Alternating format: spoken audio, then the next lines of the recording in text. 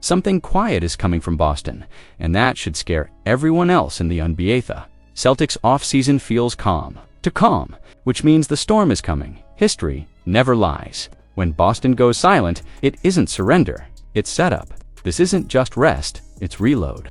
And what's brewing behind the scenes might change the Eastern Conference landscape more than anyone outside the city is willing to admit. Let's start with Neemias Queta, the Portuguese enigma, with a knee surgery that raised eyebrows, not because it was serious, but because of what it revealed. Quietly, while no one was watching, the Celtics made a choice. They let Queta go under the knife the moment the playoff run ended. Not because they were concerned, but because they're planning on him playing a bigger role than anyone outside the locker room is even remotely ready for. This is not a player being evaluated. This is a player being positioned. If you were paying attention, you'd know that the Celtics front office didn't panic when the news dropped. Why? Because the team is already betting on Queta to start. That's not speculative. That's structural. You can run the numbers and dismiss him as a 5-4 guy who barely cracks 15 minutes per game. But if you do that, you're looking at the wrong numbers. Try this instead. Project his stats over 28 minutes, and suddenly you're staring at a player flirting with a double-double, anchoring the paint, blocking shots, moving laterally, and doing it all on a bargain contract. And he hasn't hit his ceiling, not even close.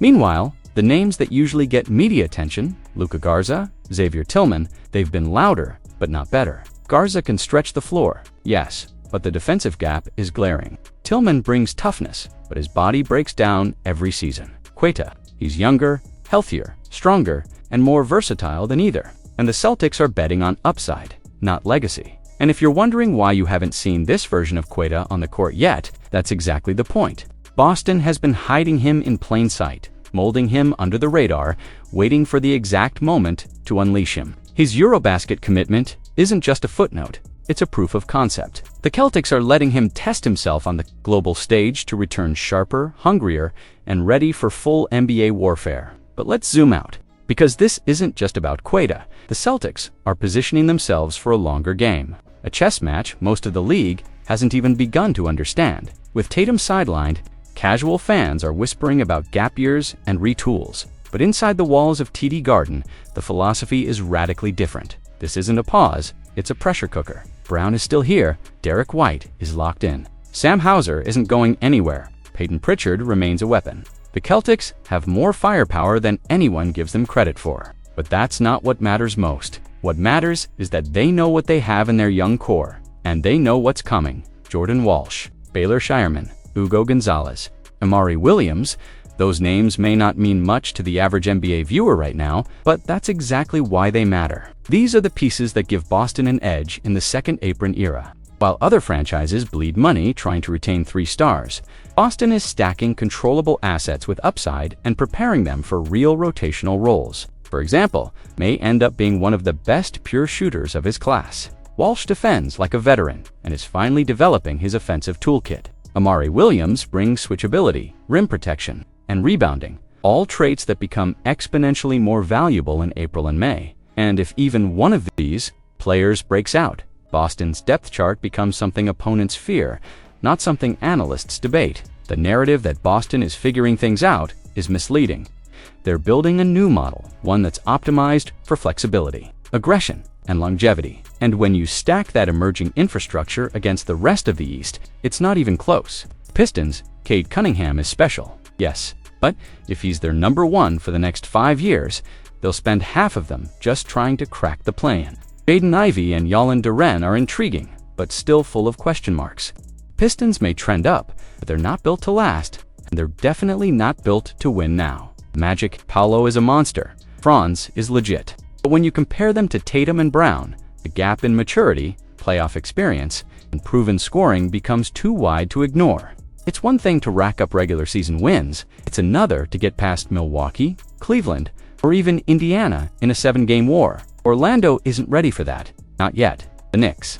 They look powerful today, but that window is expensive and closing fast. Brunson is a star, but their roster is already top-heavy and lacks the flexibility Boston has. In a season or two, their contracts will age like milk. The Cavs, they're betting everything on Mobley and Garland, but the Mitchell situation is already unstable. Their ceiling depends on too many ifs and not enough whens. Meanwhile, the Celtics, they already know who they are. and now they're sharpening the edges. What about the second apron? That mythical wall that teams fear crossing. Boston doesn't fear it. They've planned for it. They've accepted it. They're using it as a filter. While teams like the Suns crumble under reckless spending, Boston has built a system to sustain star power without sacrificing future depth. And if you think that matters now, wait until the next CBA kicks in and the penalties double down. The teams that survive will be the ones who prepared early. And no team has done that better than Boston. Even bigger than all of this is the international angle. With NBA Europe gaining steam and a potential expansion draft still looming, Celtics could find themselves in an unprecedented position of strength. They can afford to lose a depth piece or two if it means keeping their core intact and continuing to develop international connections that could pay off in a future where global basketball matters more than ever. The old model of NBA dominance was built on stacking New one will be about maximizing value, mastering timing, and squeezing every ounce of production from your 7th to 12th men. Boston is not only aware of this shift, they're actively designing around it.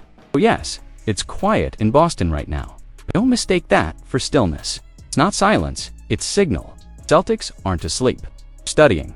While the rest of the league debates who won the offseason, Boston is quietly preparing to own the future. Ready. Because the next wave won't come with fireworks. It'll come with wins. Nobody saw it coming. Not like this. Not this quietly.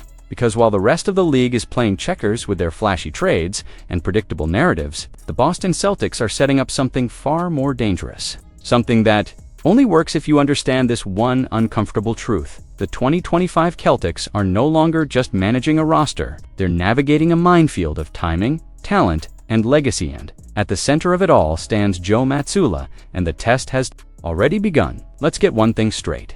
This isn't the Celtics team you think it is. What's happening now isn't a rebuild, and it's not just a reload. It's a recalibration of purpose. And Brad Stevens knew exactly what he was doing when he left Joe with this roster puzzle. He's not just throwing random pieces at the wall. He's watching who solves it under fire. Because let's talk facts, not cliches. Joe Mazzulla is now expected to win games while also developing future pieces. With one hand tied behind his back, he's got veterans who are expected to lead, misfit role players needing purpose, and high-upside long shots demanding minutes. And the world is expecting results without understanding the battlefield. He's been dropped into .Y is no one talking about how dangerous this setup really is. Joe's biggest threat isn't the opponents, it's time. Time to figure out who can survive alongside Tatum. Time to gamble on raw talent like Neemias Queta or Luka Garza without destroying locker room belief. Time to hold the line until reinforcements arrive and maybe even build a new army from the names no one bothered to scout. And yes, don't scoff, don't laugh. Ask yourself one thing. What if Brad is seeing something no one else is? What if Simmons' discarded, mocked, doubted is the prototype reclamation project Boston has been quietly perfecting for years? A 6'10" defensive machine who doesn't need to shoot if the system hides his flaws and amplifies his gifts. No, this isn't about Simmons.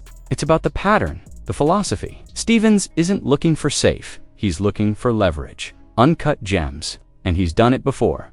Do you think Sam Hauser was a headline signing? What about Peyton Pritchard when he first showed up?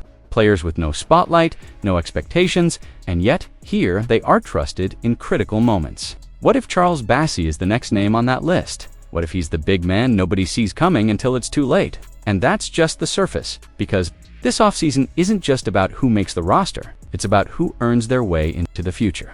And that's where Joe Mazzulla faces the real challenge. He must manage expectations while nurturing chaos.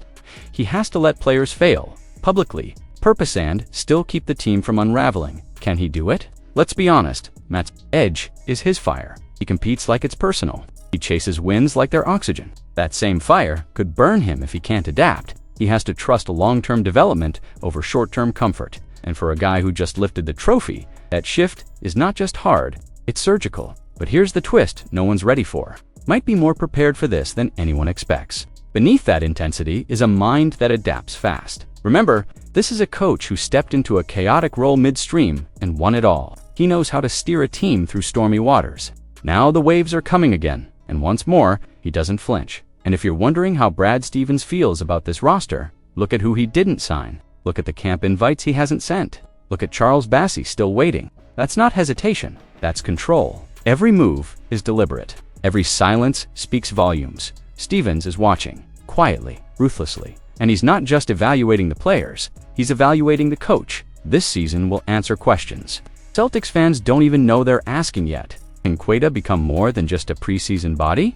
Can Bassey force their hand? Will guys like J.D. Davison and Jordan Walsh carve out a role before the lights get too bright? And what about Tatum? While fans argue boot or no boot, the real insiders are watching the mechanics.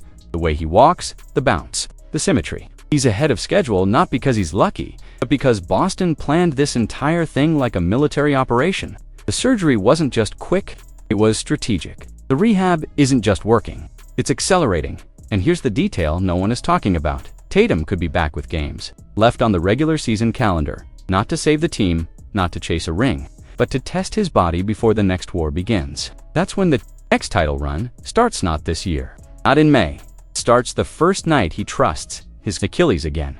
Everything this season is building toward that moment. So don't call this a step back. Don't call it a gap year, call it a forge, where pressure reveals the diamonds. The players no one trusted become core pieces. Coaches grow or get replaced. And where the future of the Boston Celtics will be decided not with fanfare, with fire. What happens this year will echo for the next decade. Stay tuned.